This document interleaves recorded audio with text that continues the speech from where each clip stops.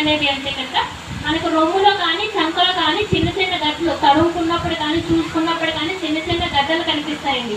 దానితో పాటు మనకి చనుమలు ఉంటాయి కదండి, అవి లోపలికి పోతాయి. మామూలుగా ఆడవారికి బయటికి ఉంటాయి, కానీ ఎవరికైతే క్యాన్సర్ వచ్చే అవకాశం ఉందో వాళ్ళకి చనుమలు లోపలికి వెళ్ళిపోయి ఉంటుంది. మన ఛాతి ఆ రొమ్ము చర్మం ఎలా ఉంటుందంటే, ఇప్పుడు నారింజకాయ కానీ బత్తాకాయ కానీ తొక్కు చూసారా, గంటలు గంటలు పట్టేసి ఉంటుంది. అలాంటి రొమ్ము అలా ఉన్నా కూడా వాళ్ళకి అవకాశం ఉన్నట్టే మనం చూసుకోవాలి. చనుమని పిండినప్పుడు మనకి మామూలుగా కొంచెం లైట్గా నీరు వస్తుంది, అక్కడక్కడ పాలు వస్తాయి. కానీ వీళ్ళకి ఏమవుతుందంటే నల్లగా కానీ పచ్చగా కానీ ఏవో ఒక స్రావాలు కారుతూ ఉంటాయి. ఈ లక్షణాలు ఉన్నాయి అంటే వాళ్ళకి రొమ్ము క్యాన్సర్ స్టార్టింగ్లో ఉందని అర్థం.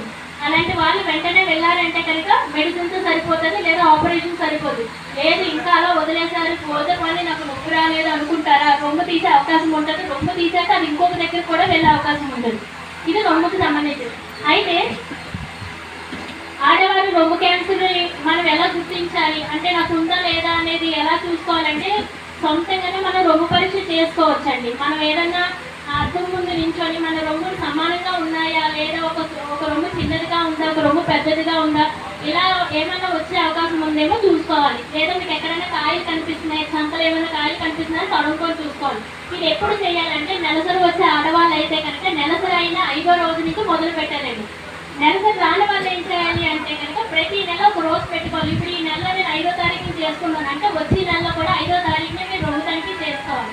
అలా చేసుకున్నప్పుడు కొంచెం గొప్ప మీకు కొంచెమైనా అనుమానం వస్తాయి. నార్మల్గా ఉంటే పర్వాలేదండి, ఏదైనా చిన్న పెక్కలా తగులుతుంది, గట్టిగా ఉంది, ఏదో రంగు మారుతుంది, చర్మం ఏమో ముడతలు పడిపోతున్నాయి అనే లక్షణాలు కనబడితే వెంటనే ప్రతి ఊర్లో కూడా మాలాంటి వేశారండి, సిహెచ్ కోసం వేశారు. అక్కడికి వెళ్ళినా పర్వాలేదు. లేదు ఇక్కడ నాకు నచ్చట్లేదంటారా, రూపాయలు వెళ్ళినా సరిపోతుంది. మీరు ఎక్కడికి వెళ్ళినా మీరు ఆశ తోడు వస్తారండి. మీరు ఒక్కరే వెళ్ళాలనే భయపడిన అవసరం లేదు. మీకు చిన్న అనుమానం వచ్చినా మీ ఆశ చెప్తే చాలు, వాళ్ళు ఎక్కడికైనా తీసుకెళ్తారు. తర్వాత వచ్చేసి గర్భాశయ ముఖ ద్వారా క్యాన్సర్.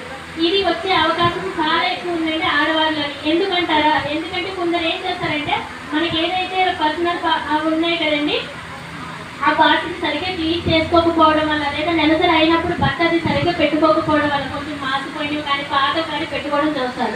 అలాంటి వారు కానీ, లేదంటే ఒకరు కానీ ఎక్కువ మందితో లైంగిక సంబంధం ఉన్నవాళ్ళు, అంటే ఒక భర్త కాకుండా, ఎందుకంటే ఇది మగవారి నుంచి ఆడవారికి వచ్చే అవకాశం ఉందని. అది ఒక హెచ్పివి వైరస్ అనే వైరస్ వల్ల వస్తుంది.